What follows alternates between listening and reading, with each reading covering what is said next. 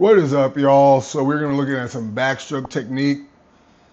Let's see. When I first started coaching.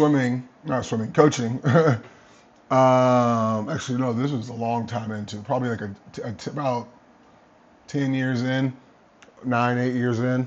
A coach asked me what I thought my best stroke was to coach, like what I was the most proficient in. I said all of them, of course. You know how I do. But if I had to pick one, especially looking back on it now, it'd be backstroke. Today, I say my backstroke is probably, you're always trying to get better.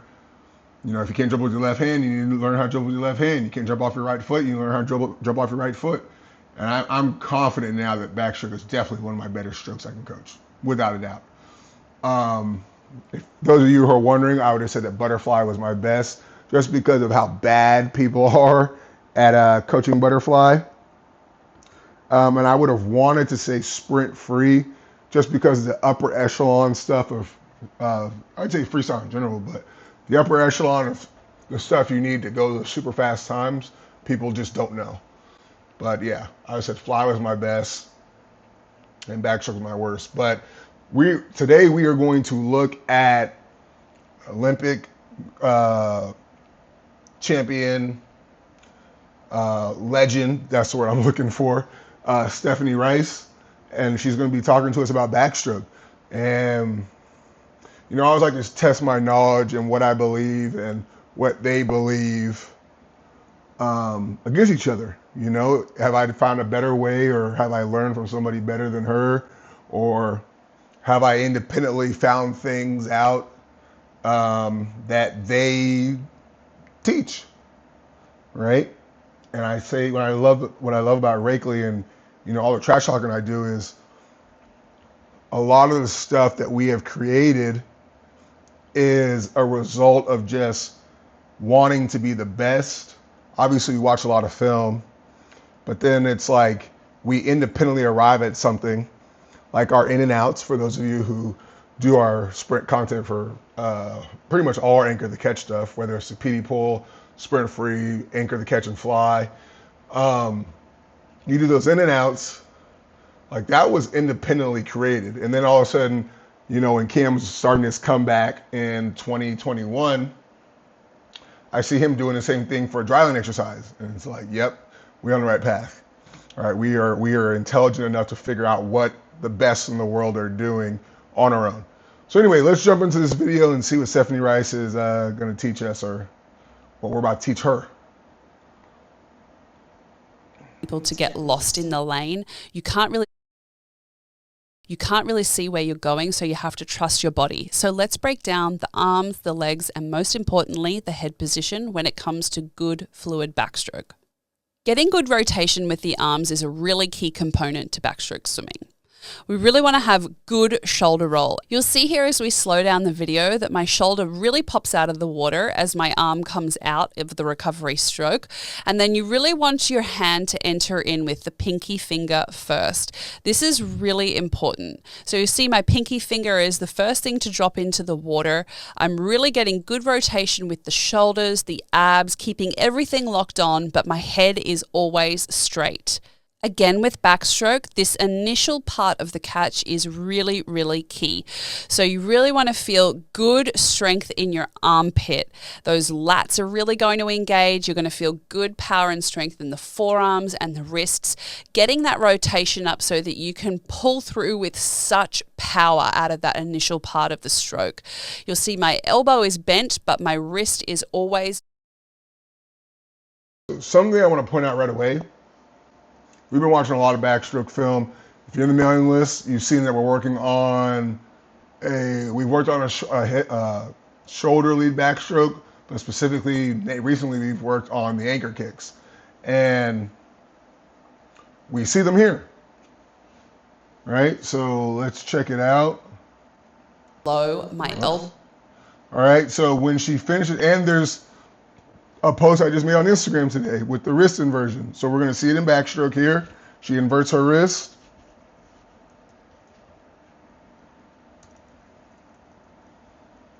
I guess we can see the other one. Let's see the other. Well, now we're at an angle where we can't see her other arm. We'll check her other arm though. But essentially, you kick up with the same side leg when you finish your pull. So same side leg, kicking up, and you also enter. Then you use the other up kick to lift the arm out. This also should drive you into your catch. Right? Then she's going to up kick through the finish. Boom, up kick, a little late on the finish, boom, up kick, hand exits, and she's into her catch. You know, these are things that we worked on independently on our own. So we're just gonna write it up here, just so y'all have it.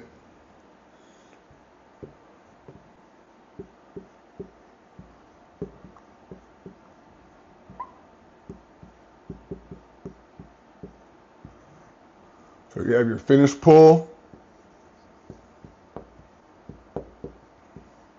I call it the snap, because when the elbow and that wrist snap, plus same side up kick,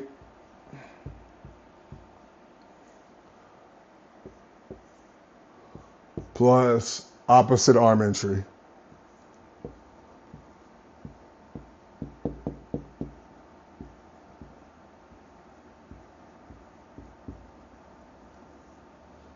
That was pretty bad. Combine my arm with my Y right there. All right.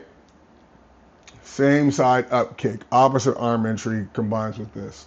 Right. So you have this like triple connection, snapping your body through the stroke. But then at the end, when you get to inside out swimming, you use your rotation to snap through this, which to me is really cool.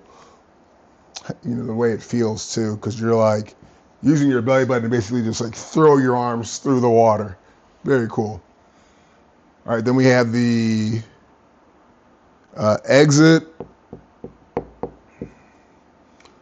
opposite side, up kick, good recovery. Oh.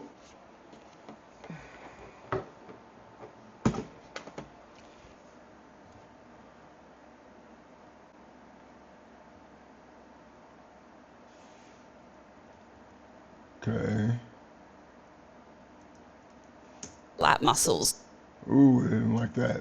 This is really key when it comes to all swimming, but in particular the backstroke stroke. As you pull down with... Okay, here we go.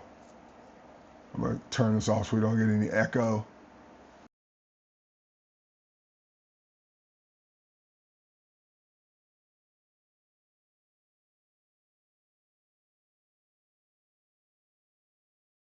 And there it is. We can see your arms about to leave. We can already see the up kick happening with the opposite side leg. Boom. So you have these alternating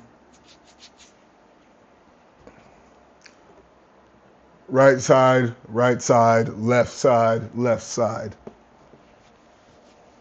And specifically, it's these two kicks.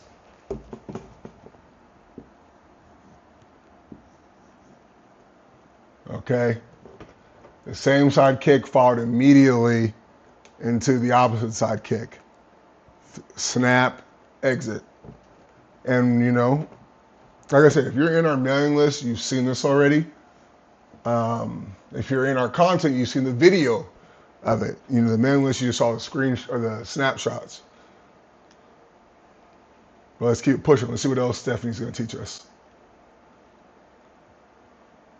You're really going to focus on holding as much water as possible. As it gets in line with your head and your ribs, that's when you're going to really push down with as much power as possible so you can rotate back the other way, getting your next arm out of the stroke, pinky finger entering in first, and let's just get that good rotation up with the shoulders. Now, to get that rotation is probably going to feel very strange, so I want you to over-exaggerate it. A lot of people think they're making a lot of rotation, but when they watch themselves back on video, they notice they're actually really, really flat. So I really want you to over-exaggerate it. Feel like it's a super dramatic roll and really get used to getting as much movement as you can out of those shoulders, but always keeping your head as still as possible. Now let's focus on the legs. When it comes to backstroke kicking, I really want you to get a lot of power and strength, of course, out of those quads and hamstrings. But again, Okay, so here it is, guys. I want you to pay attention to this right here. So I talk about how these athletes gatekeep information. Let's see if she talks about this. Okay, let's see if she tells you what the best in the world are actually doing. Let's see. Or does she kind of just give you something generic that everybody can do versus the stuff that really helps you maximize your talent? Let's see. really important to lock on the lower abs and the hips. You really want to focus on not just getting the power and movement out of the quads, but really up in the glutes and the hip flexors.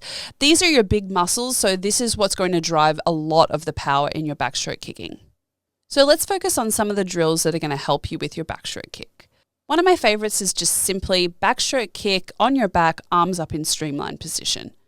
You notice as I'm doing this backstroke kick that my knee is ever so slightly breaking the surface of the water, as is my foot, my ankle, my toes. You don't want them to come out of the water too far, and I notice this with a lot of younger swimmers. They get their legs right out of the water, and you're not going to get any power when your feet aren't in the water. Now, another thing I really want you to focus on is trying to keep your legs as straight as possible. I think it's really common for people to want to bend at the knee, but honestly, you really want to keep that power, keep that alignment. Content, we have a flick kick, because we definitely see her knees moving, right? But you're trying to keep the knees as open and as long as you can while you're doing the flick kick. Because obviously, we want to get to that quad power, which means the knees need to bend, and we want to get to our hamstring power, which means, or the knee needs to be able to straight. To do that, it needs to be able to bend, which means hamstring strength. We want all the strength.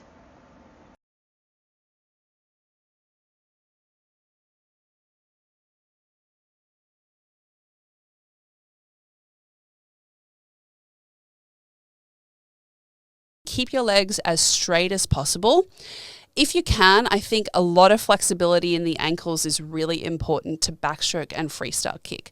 So I would encourage you to do a little bit of flexibility work on your ankles. That's really, really going to help. And now let's really try and focus our power and momentum on the kick up and the pull down.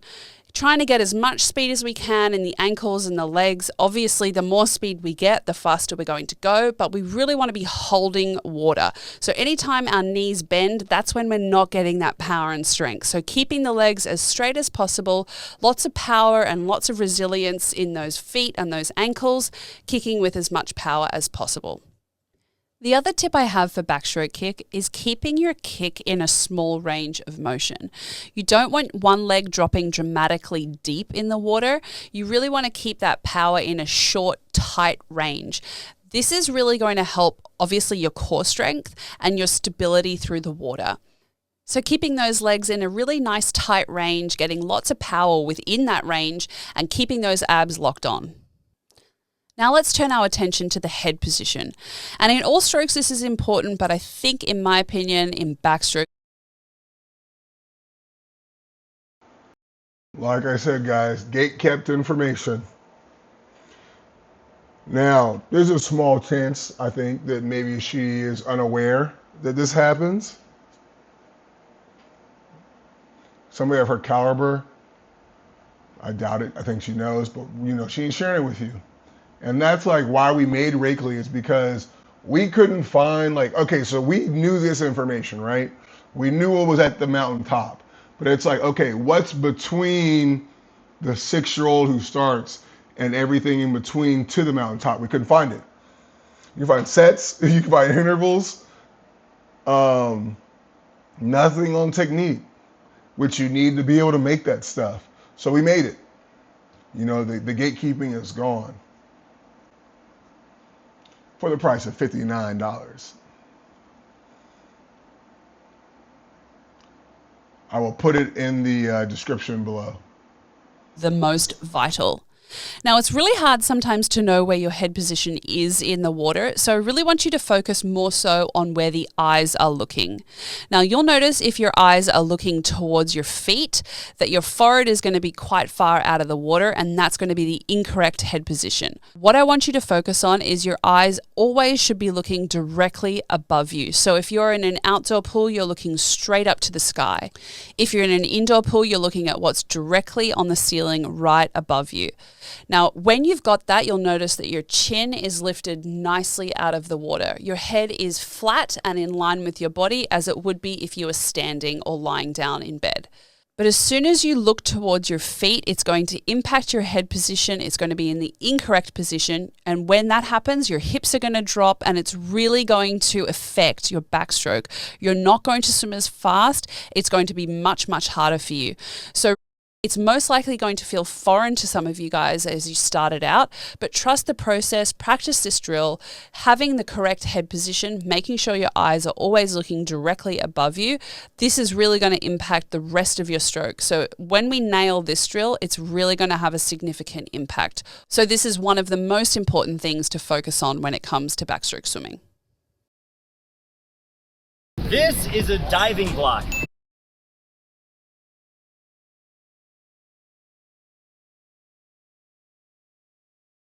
That was a really short, I guess it was it? I was like, that felt way too short. Stroke, I think it's really... 6 minutes? No, that can't be right. Yeah, that was it. The other video is 6 minutes also, and we got about 25 minutes of content out of that one, so. Yeah, it's a great example of how the fastest information in our sport is gatekept. You know, I'm sure she knows this. Something about it she knows. Didn't share it with you. So guys, like when I'm saying please subscribe, please like this is why. And I'm not saying these people are mean and don't want to help us get better, but it is what it is, you know, and since they won't do it, we will. So like I said, please like, please subscribe. It helps us get this message and this information out to the people who really need it. People like you and me. You know, I didn't figure this stuff out until I was 23 years old, after I had won NCAAs, after I was 38th in the world and didn't know how to pull, didn't know how to swim. I look back at everything and it's like, man, these coaches failed me. Like, what if I had known? So, you know, let's kill that right away and get the information to the people who need it. Thanks for hanging out, guys. I will catch y'all later. Peace.